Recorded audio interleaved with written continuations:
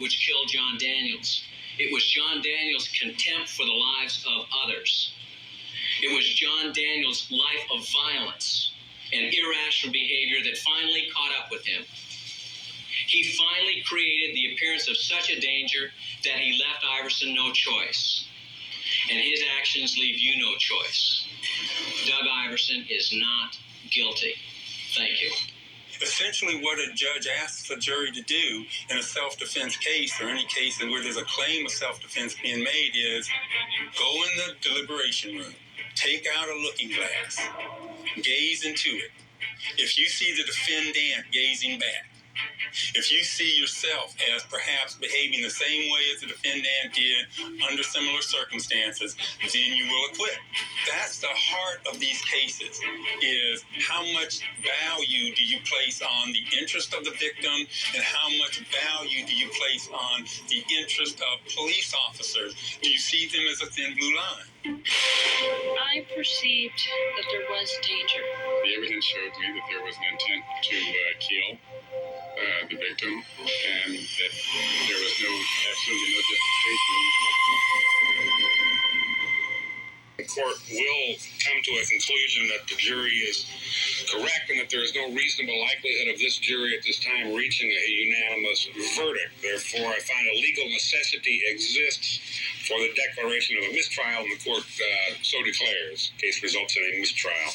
What it basically came down to was the inability of the prosecution to close this deal because they weren't used to prosecuting police officers.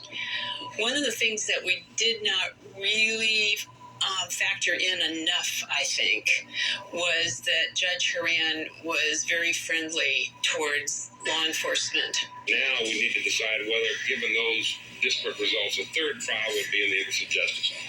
This defendant is guilty of at least involuntary manslaughter. It would be a travesty to allow the defendant here to skate when, in fact, the evidence supports involuntary manslaughter.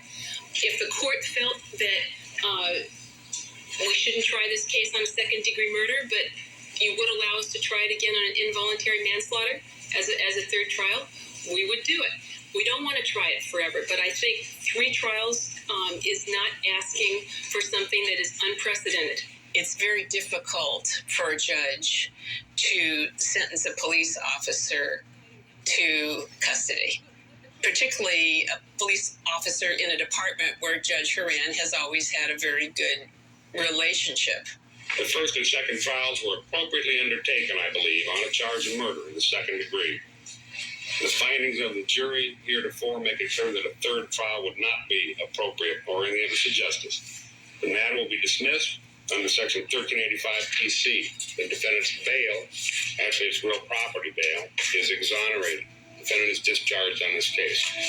In order to try a case for another go-around, I would have had to show that we would try something different in the third trial. And it seems to me that Judge Horan basically said, no, there's nothing different you're going to be able to do. You're never going to get a guilty verdict here, so sayonara, you're done. Is it better that the case got dismissed? Of course it is.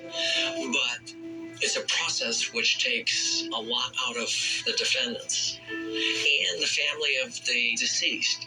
So I don't look at it in terms of winning and losing.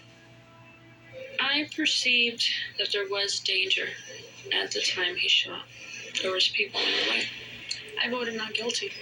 The evidence showed me that there was an intent to kill the victim, and that there was absolutely no justification. I voted guilty.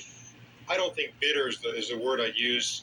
I'm a little disappointed that the DA's office seemed to put so much interest into my case, where over the years, all the arrests I've made never got anywhere close to this kind of treatment. And I've watched people I've arrested and done a lot of work putting in jail. I've watched them walk.